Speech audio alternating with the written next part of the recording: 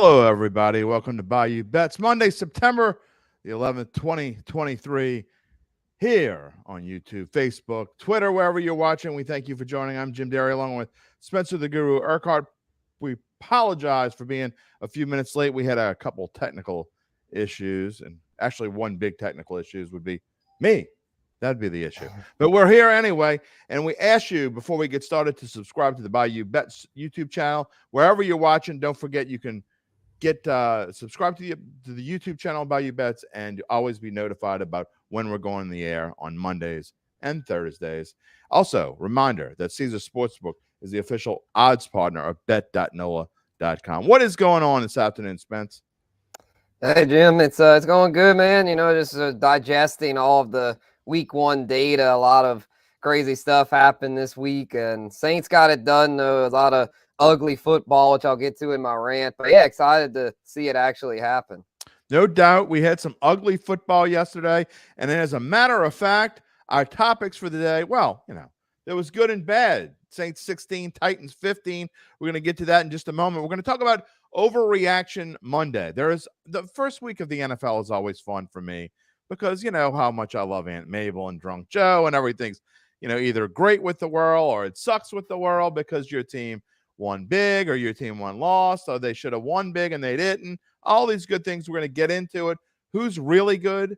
Who's really not so good? All those things. We're going to talk about that. And then we're going to talk about college football. The wave falls. We didn't know about Michael Pratt not playing. They fell to Ole Miss. It was a really tight game. The score was very misleading. LSU, they roll over Grambling. No surprise there. Maybe a surprise they scored 72 points in a 72-10 victory. Also, Texas, in the national scheme of things, Texas upsets Alabama. I don't know. Someone here said Texas. Who is it? Where is he? Somebody said Texas was going to beat Alabama. I don't know who that was. I think it was some guy with glasses and big, gigantic old dude. I don't know who he is. But anyway, the Colorado Buffaloes, they're also for real. Coach Prime is thrilled. He's excited, and everybody's thrilled for him. But first, Spence, let's get into the New Orleans Football Saints and their big victory over the Tennessee Titans. Hey, wasn't pretty, but 1-0 is 1-0. Yeah, for sure. Derek Carr, solid debut, even though he got freaking smacked there, 4 sacks and another cheap shot there. Just, kind of a painful debut for him, probably. He said in the press conference that they asked him where he got hit. He's like, oh, all over. So I'm sure he's a little sore today, but that soreness feels a lot better with a victory because he said he came here to win football games or something. He didn't do as much as he would have liked with the Raiders, but hopefully here at the Saints, he can keep this string going. And this team, the defense showed out. So, yeah, I think this team's, even though it wasn't pretty, I think they're on the right track. Spencer, if I would have told you going in that the Saints were only going to score 1 touchdown all day long, would you have thought the Saints were going to win it? No, I thought they were going to have to score at least 2. I had the over. I missed on that. I thought there would be more offense put up here, but yeah, both defenses were solid, but Saints did what they had to do. Derek Carr at the end was starting to get in a little more of a rhythm with the passing game. Him and Olave had a good connection, and him and Shaheed at the end. Shaheed caught the touchdown, also the big catch to seal it. So, yeah, good to see. If you look at the numbers down there, and remember, when you're looking at these stats include passing stats include minus for sacks. So Derek Carr actually threw for 303 yards, I believe, but the total number is 282 because of the sacks thrown in. And I'm glad Daniel brings this up because we're going to talk about the good, the bad, and the ugly. And the ugly is no question that Trevor Penning played.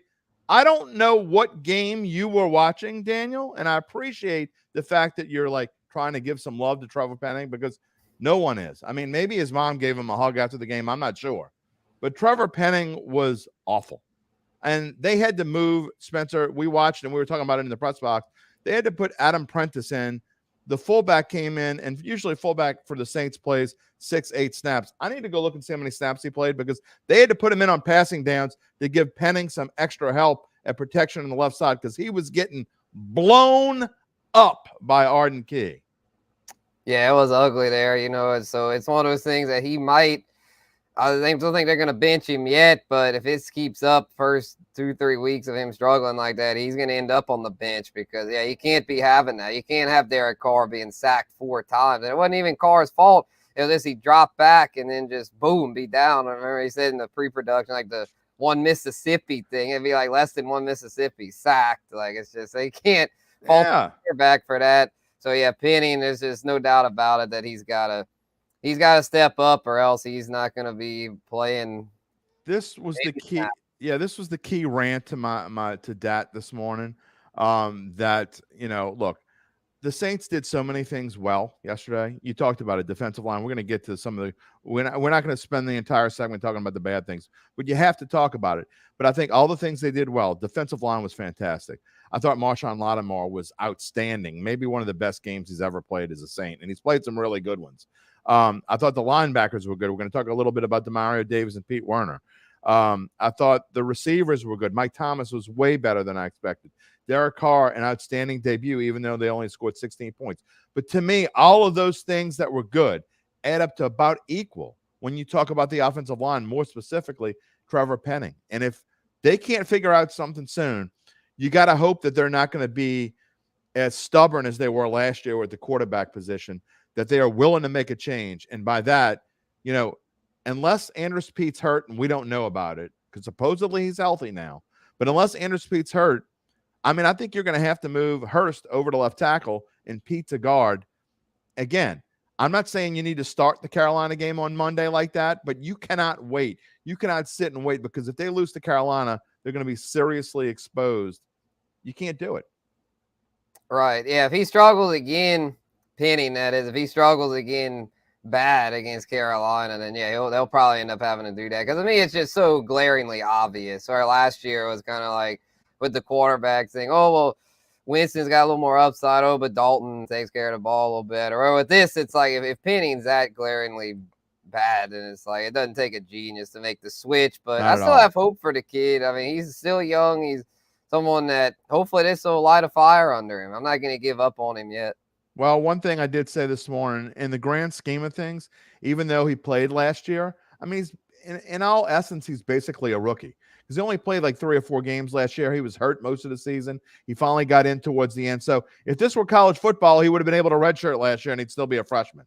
So in that aspect of things, he's basically a rookie. So we'll see if he does any better, but you cannot sit and wait. And remember, for those Saints fans that have been around a while, Teron Armstead had an awful couple first games. So maybe he will get it out of his system. I don't believe that Dennis Carr. I don't believe that Dennis Allen really thinks he's not concerned, but we're going to get into that. I'm going to save that for later. One thing you notice on here, Spencer, before we talk about the good, and while I'm thinking about it, I find it interesting in doing our graphics for this afternoon. The Saints win total has already jumped. We're going to get to Overreaction Monday in a little bit, from 9.5 to 10.5. Now it's juiced towards the under, but still, that is a crazy jump. It makes me want to jump on the under train. Right. Yeah, that doesn't make any sense, because, I mean, I feel like most people expected the Saints to beat the Titans, and it's not like they beat them commandingly by 1 point. So, yeah, I don't get that at all. Well, like you've seen some of the comments we have showed, we appreciate the comments that we have. If you would like to get in the action, if you're watching on either YouTube or Facebook, you are more than welcome to throw in your comment or question, and we will show it here on the screen and discuss it. Anybody, even if you disagree with me, it's okay. My wife disagrees with me every day. I still show her comments. If she put one up, I'd show hers too. It's all good. I want to talk about the positives, Spencer, and I touched on them. But I thought the defensive line, I didn't think once yesterday, where's David Onyemata? Where's Shai Tuttle? Didn't miss those guys at all, at least not yesterday. And I thought the rookie, Brian Bresee, was, I thought he played much better than the kind of I expected in a first ever NFL game. Had his first NFL sack. Right. Yeah. Really nice to see him do well. Yeah. I was concerned about that going in, but they did better than I was thinking. Derrick Henry had some early success and overall had a decent game, but not the kind of game I was thinking he was going to 11 yards in the second half.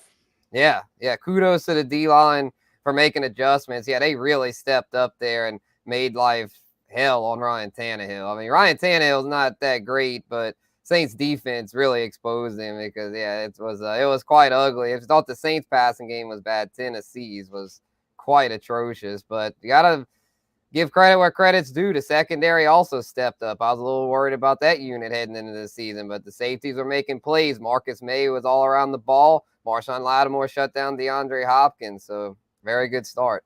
And you see the numbers again on the bottom of your screen, the Titans stats. They only rushed for 104 yards. That's total. That's not just Derrick Henry. That's the total. And we told you last week that Derrick Henry was only averaging 56 yards per game on opening day. It wasn't much better in this one. I believe he was 63, if I remember correctly. But again, only 11 yards on the ground in the second half. They were able to shut him down. But at the Titans, again, Titans didn't really go to him that much. So people are probably asking Mike Vrabel, hey, why did you get away from using Derrick Henry? Because they certainly did. I thought that was interesting. The Titans, man, as well, I thought the Saints had a pretty good game plan overall. The Titans, I'm not sure I knew what the hell they were doing. Yeah, their offense is a disaster. That's the only thing here to say before you go jumping on, the Saints have the best defense in the NFL train. Just be aware that this Tennessee offense sucks. I mean, yeah. We know. Yeah, so I mean, in Carolina, they're a work in progress. So I would think Saints defense will have another strong outing Monday night. The first real test, I think, will be week 3 against Jordan Love and Green Bay, who I got to admit, Jim, you got that one right. Jordan Love looked way better than I expected him to look in week 1. So that could actually be a little bit of a test for this Saints defense. And he did it without Christian Watson. Right. That's what I'm saying. I had to tip my hat, and I actually have him in a couple super flex leagues. So I was happy to see it. I just didn't really expect to see it though this soon. Yeah, again, we'll get into that in just a little bit when we talk about Overreaction Monday. Before we turn the page on the Saints, also we talked about the linebackers, and one of the things that went well. Demario Davis was outstanding, led the league and led the team in tackles with 10, had 9 solo tackles, all while, battling some issues, had some family issues. His daughter had a seizure on Friday. I know he was away from the team all of Friday and I think into Saturday, but man, he came out and I was watching him. He's the guy that took over the Drew Brees role as getting him pumped up before the game. Didn't miss a beat. Came out there and played like Demario Davis. Right. Yeah, they already said in the comments Demario Davis winning for his daughter. I mean, yeah, that was some powerful stuff. He shared the whole story in the press conference, and it was moving. It really was, because he could have just been not all there with all that, but luckily his daughter pulled through, and he was able to have probably one of his best games of the season. Yeah, 9 solo tackles, 10 total. Normally, he had 10 total tackles, probably a few assists. No, 9 of those 10 solo tackles. This dude has not missed a beat. Yeah, he's over 30 now, but he's still one of the best tackling linebackers in the NFL. All right, let's move on a little bit. We're going to come back to the Saints because both of our rants, my rant is all about the Saints, basically, and Spencer's touches on the Saints. So we're going to come back to the Saints to end the show. Want to talk a little bit about the NFL overall and definitely talk about college football. We're nearing the halfway point of the show, so we've got to move on a little bit. And I didn't make a slide for this, running late, running out of time. But if you see here, topic number 2, the NFL Week 1 surprises and disappointments. Spencer, what's your number 1 surprise and number 1 disappointment for the weekend? Yeah, they had a good amount of surprises. My number 1 surprise, though, was the LA Rams. Without Cooper Kupp, I thought they were going to come out flat against Seattle. But no, they stepped up big. I mean, they had 2 receivers over 100 yards, including the rookie Paco. I always forget his name. Yeah.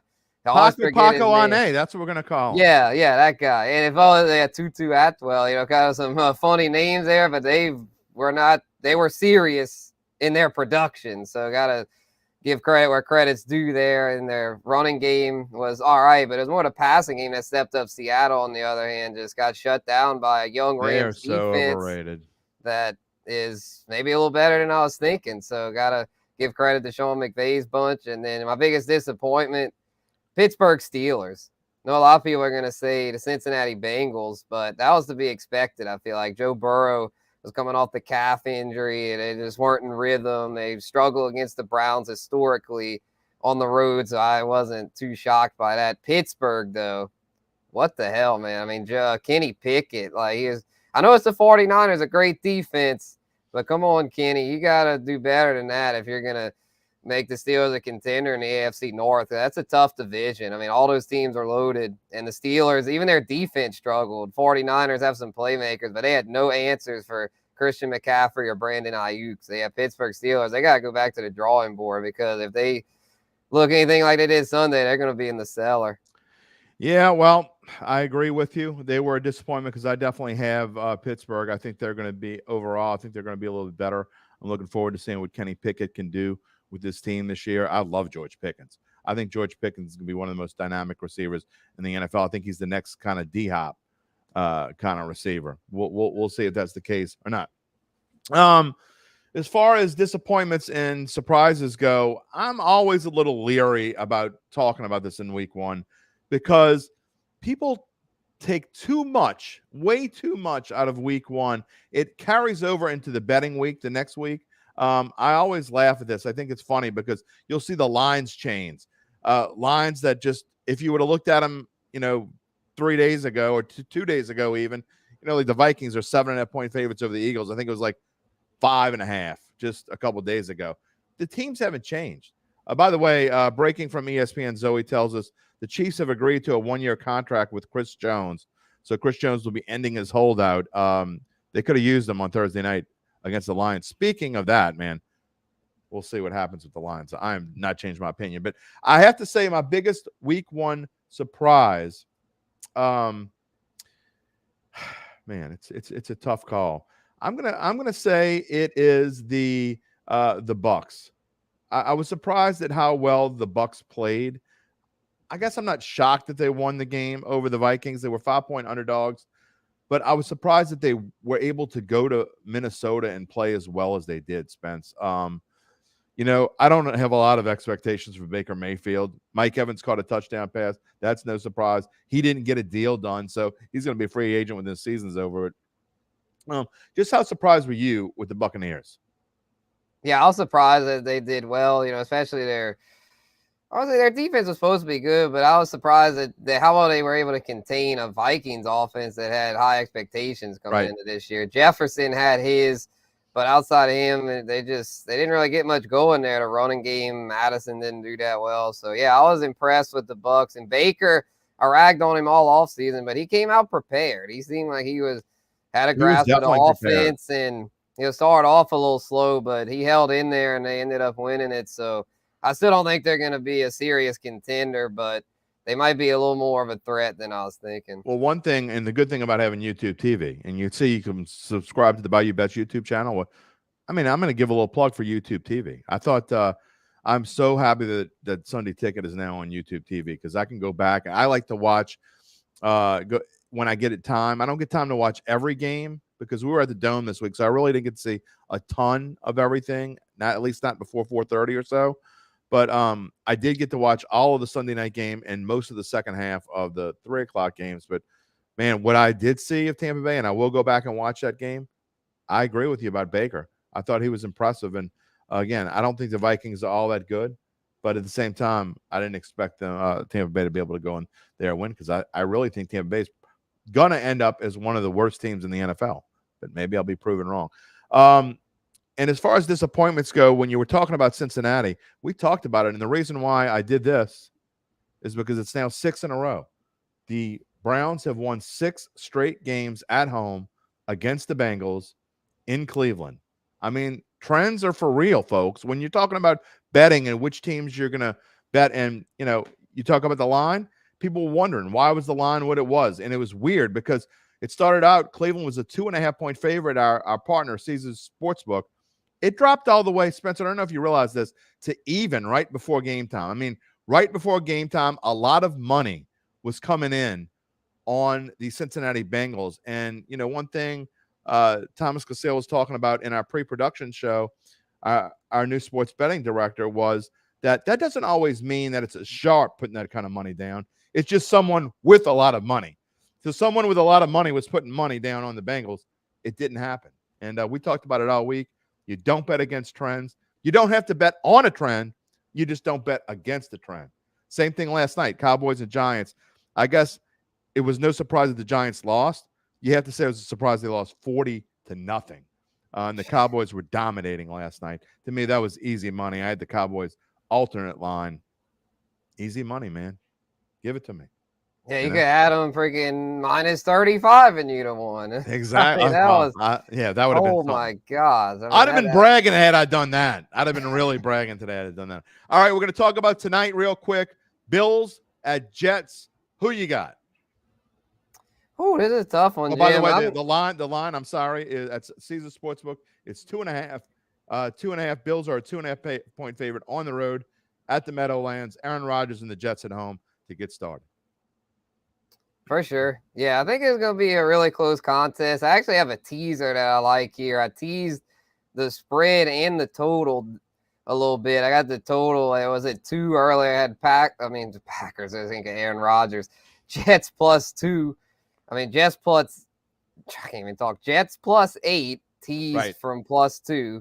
And then the total was 44.5. Teased that down to 38.5 and took the over.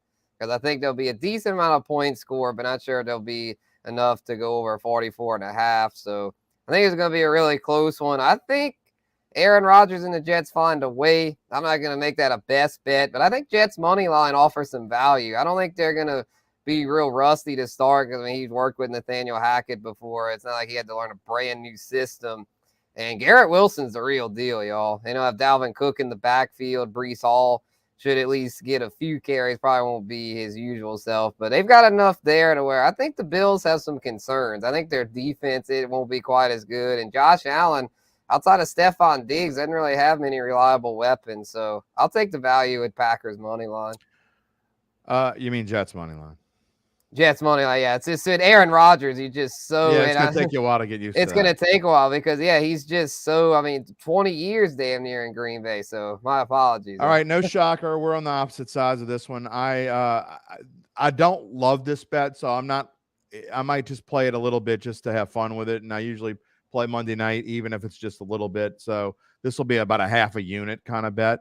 I'm going to take the Bills, and I'm going to give the points. The reason why I'm not full bore a whole unit on this play is because there is going to be a lot of emotion in New York tonight for sure. September 11th, I'm sure they're going to have a pregame ceremony, if you will, about it. I think that's going to matter. Aaron Rodgers' first game, but I'm not a big fan of first games. First games usually lay flat. I agree with you. I think Garrett Wilson is a dynamic receiver. I think they have some big-time talent in New York. I like Dalvin Cook playing for the Jets. I think he's going to be good there. We'll see what happens when Breece Hall comes back. And I think overall the Jets are going to be a good team. But, people are sleeping on the Bills. The Jets are kind of like this public team that people are, they're not quite Coach Prime. They're not quite the Colorado Buffaloes. But I think they're a little overhyped. And I still think the Bills are the best team in that division. I like the Bills. I'm not touching the total. I don't know. Last night, the under hit there. Normally when the under hits, I know people don't see how one. Zach loves to say one has nothing to do with the other. I disagree. Trends are trends. Usually when the under hits on Sunday night, the over hits on Monday, and then vice versa. When the over hits on Sunday night, it's the other way. But I'm not touching the total. If I had to bet, I would bet the over just slightly, but I definitely don't love that either. So a half a unit on the Bills -2 or 2.5, depending on where you get it. All right, let's go to college football because there's some things I want to talk about. And we're running out of time here. Tulane, that spread, Spencer, to me is completely misleading. A 17-point win for the Ole Miss Rebels over the Michael Pratt-less Wave.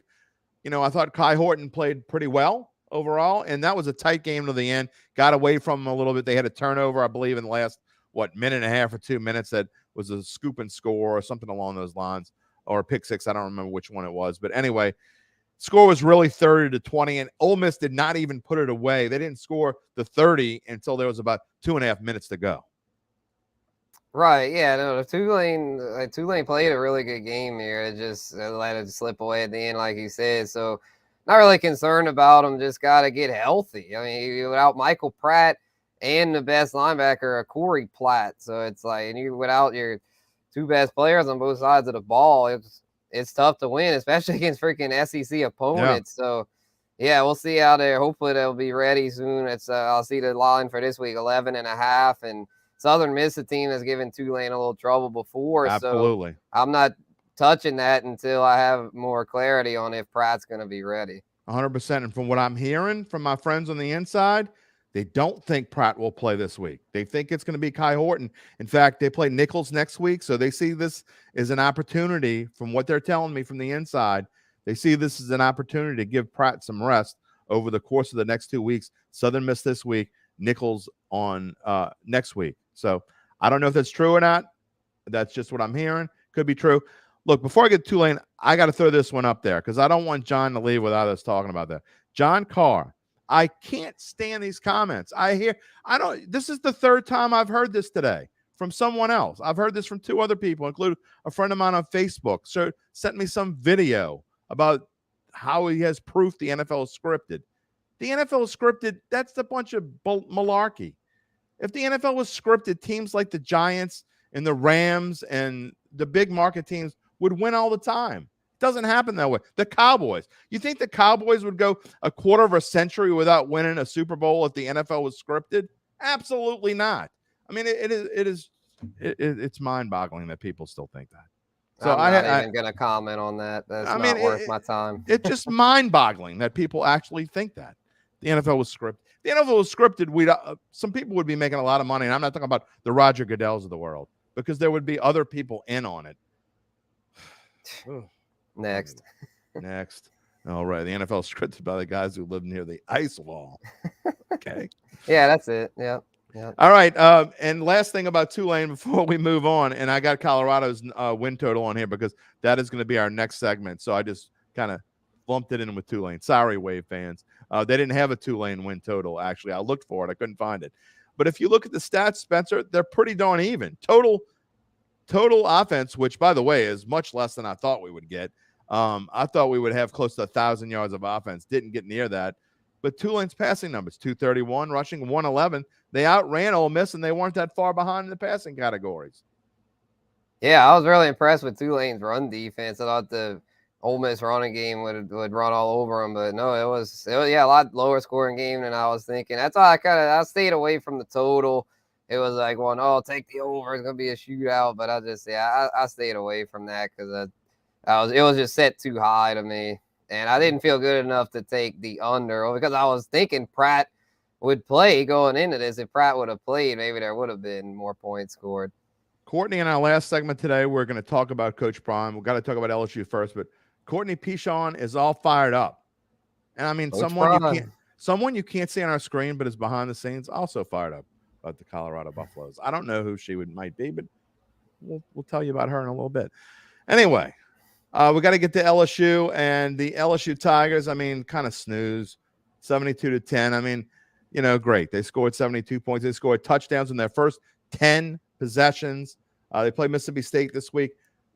To me, this is a huge game because not just do they need to win, Spencer, but they need to cover. They need to play well in Mississippi State. They have been known to struggle against the Bulldogs. So it's definitely no gimme here. An 11 a.m. game. We know how the Tigers don't love 11 early morning games. By the way, that's not on ESPN Plus. That game is actually on ESPN, not ESPN Plus. Although you can find it on ESPN Plus as well. But 10-point favorites, Spence. I think they need to come out and win by 3 touchdowns. Right. Yeah, this is a must win. I hate to say games this early are must wins, but it Absolutely. is. It 100% is because you got to get off to a good start in SEC play after that disastrous opener against Florida State. So, yeah, I mean, I feel like it's one of those things. If you don't, then it's going to be a long season. So long season. Right. So LSU, I think they'll be okay here. I have my official prediction on Thursday. But that 10-point spread, I think they should be able to cover that. But we'll have more on that because I want to evaluate the matchup a little closer. So their over-under win total has dropped a little bit. It was 9.5 before the season started. It did drop to 9 after the Florida State game and is now juiced to the under. So the people are betting on the under 9. If you want to bet on under 9, you got to lay $130 to win 100 or $13 to win 10 at CaesarSportsbook.com. What did I just say? Caesar Sportsbook. That's good. I don't need to say CaesarSportsbook.com. Noah.com/Caesars. There you go. Noah.com/Caesars. Spencer's all over it today. But I'm with you. I think this is a must win. I think LSU will play well this weekend. I'm looking forward to seeing how they do because I do think they will come out and they will play well. But again, our official predictions will come out on Thursday. El Rey says, Brian Kelly were to implode, how many delusional LSU boosters would think they could get Coach Prime? First of all, I don't think Brian Kelly's going to implode. But however, if they were, I think that they'd have an excellent chance to bring in Coach Prime.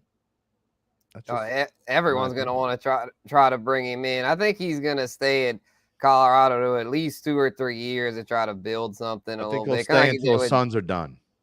True. Yeah, I think so. Yeah, at least, yeah, he ain't going anywhere for at least another 2 or 3 years. Wants to build him up to being like he did with Jackson State. And I don't think he's going to be there. Sorry, Zoe. I don't think he's going to be there more than about 2 or 3 years, but I think he'll do really well in those 2 to 3 years. Shedeur Sanders is currently plus 1,400 at Caesars Sportsbook to win the Heisman Trophy. Just goes to show you how hype can change everything. I think Shedeur Sanders has played outstanding, but the problem is going to be they're about to face Oregon. They're about to face USC. And even if Shedeur Sanders plays excellent, which he very well could, the over-under win total there, as you see, is 7. If they lose 3 games or 4 games, they're not going to give the Heisman Trophy to a 3 or 4 game loser. They're simply not. Yeah, I don't think he's going to be able to keep this up enough to win the Heisman, but he's definitely going to be. I think he'll stay for his senior year and come to 2025 NFL draft. We'll be talking about him as one of the top prospects. I think you're absolutely correct about that. Also, another big story this weekend. How about the Texas Longhorns defeating the Alabama Crimson Tide? Nick Saban. I said it in July. I said it in August. I'll say it again in September. The Crimson Tide are in big trouble. They don't have a quarterback that can win a big game, I don't think. This is the first of multiple losses for the Crimson Tide. They're going to lose, I think, at least 3 games, maybe 4. I said it before. I say it again. I think this is Nick Saban's last year, and people can laugh at me all they want. I want him to come back when it actually happens. Yeah, I was wrong about this one. I thought Jalen Milroe and Bama would do better than they did. But, yeah, they really struggled against Texas. I mean, even their defense wasn't that good. I just think with his NIL era that Nick Saban, I think it's finally kind of like with Bill Belichick. I think they're finally to the point to where, I mean, they can still coach, but not at the level that they could in their heydays. So Nick Saban had his decade-plus run of dominance, but I think I don't think he's going to retire after this year, but he's definitely in the twilight of his career. And I don't think he's going to take more than, unless they bounce back next season, then I think he will retire. Because he doesn't take well to losing. So if they start losing 3, 4, 5 games, he's going to bail. That's what I'm saying. And that's why I think he's going to bail. That's why I thought he was going to bail before. That's why I think he's going to bail, because I think 3 is the minimum. I think they lose at least 3 games. Ruben, by the way, is going back to the Saints. He likes the Saints comments. It's okay. We'll show him. Super Bowl at the Dome is not this year. It's next year. They have to redo it because of Mardi Gras. Correct. Yeah. The Super Bowl is in New Orleans in 2025. Maybe the Saints will be in it. Probably not, but I guess you never know. The Super Bowl this year is in Las Vegas. So, but that wouldn't be a bad place to go either. Maybe if it happens, maybe the Bayou Bets crew will be there. Huh? Who knows? We went for the draft last year. Yeah. Anybody listening? Hello, do we want to go to Vegas? Yeah, we're the Caesars. Yeah, exactly, Caesars. Yeah, all right. We're putting it in. I did not have time to make slides for rants, but we're going to finish this show. I'm going to let Spencer go first. What is your rant today? Oh, man, just how sloppy these freaking NFL offenses looked week 1. And goes to your point, Jim, about lack of preseason. I feel like the lack of preseason leads to a lack of execution early in the season, especially week 1, which is essentially the preseason for a lot of these offenses. So, yeah, it was tough to watch, especially for me because I'm a big fantasy football player. And so a lot of my players that I was high on for fantasy freaking stunk. And so it's just it's annoying, man. Seeing these 100 to 101 fantasy games. I like seeing 150, 200 fantasy points. No way, man. That's not football scores. That's not a football score. I like points, man. PPR, quarterback No way. premium. I like the score. But anyway, back to this though. 11 of the first 15. We still got game 16 tonight. In week 1, 11 of the first 15 point totals, NFL point totals, went under, which even more hammers home the point that these offenses are not prepared, and that even next week they might still be a little sloppy, but hopefully they just keep getting better, because this week was, man, tough to watch. Oh, there's a reason why I've said this. I try to tell people this. Some of them listen, some of them don't. Some of them say thank you. Some of them forget I exist. Some of them say you were wrong again, Derry. But week 1 is always the hardest week of the year. In fact, it might be the hardest week in any sport anywhere to pick lines. If you went even, then you did a good job in week 1. Right now, by the way, we have a chance to go 9-7 for the week. We'll see what happens tonight if the Bills can cover. If not, we'll go 8-8. But you know what isn't hard? Picking over unders in week 1 in the NFL. They always go under. They're always inflated. You know why? Because Aunt Mabel and Drunk Joe don't like betting unders. They certainly don't bet unders in week 1.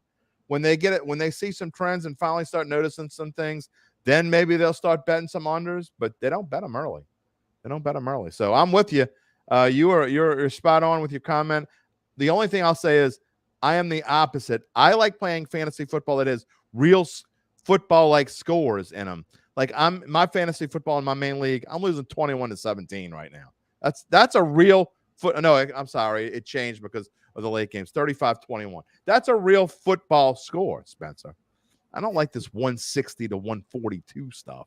It's fantasy. That's how you can do whatever you want. That's why I like it. My fantasy is a real football score. Give me a real football score. Okay. Yeah, I need to see how I'm doing in your league. Now, Ray asked a good question. Is Alvin Kamara able to play in Vegas? I guess we shouldn't joke about that kind of stuff. They better keep him in the hotel. That's yeah, really. You know what? I think Alvin Kamara will be just fine. I think he realizes what's going on.